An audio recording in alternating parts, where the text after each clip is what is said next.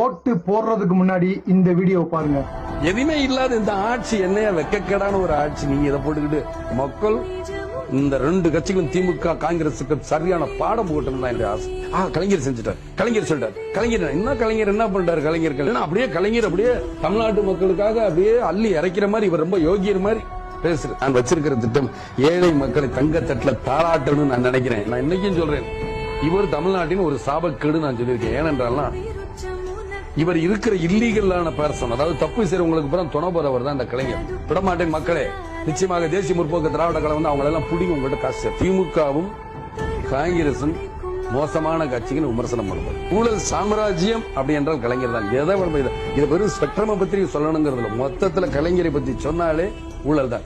எப்படி உண்மை சொல்பவனுக்கு ஹரிச்சந்திரன் சொல்றீங்களோ ஊழல்னா கலைஞர், கலைஞர் என்றால் ஊழல். அதனால இதை பத்தி பேசினாலே போதும், கலைஞரை பத்தி பேசினாலே மொத்த ஊழலை பத்தி பேசுற மாதிரி தான் அர்த்தம்.